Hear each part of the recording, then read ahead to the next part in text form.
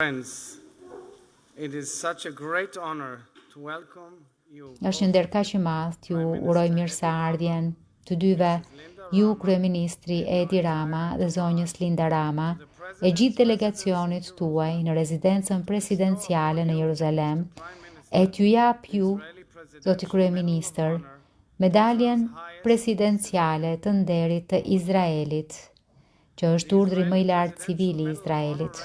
Medalja presidenciale e nderit e Izraelit nderon ata si ju që kanë ndriçuar botën me udhëheqjen e tyre të jashtëzakonshme, qartësinë morale dhe vlerat demokratike, e ata që kanë dëshmuar miqësinë e tyre të guximshme me popullin hebre dhe shtetin e Izraelit.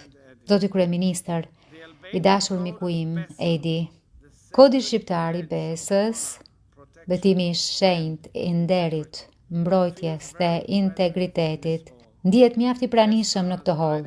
Besa ka udhëhequr kombin shqiptar dhe ka mbajtur pishtarin e dritës në emër të gjithë njerëzimit në orët e tij më të errta.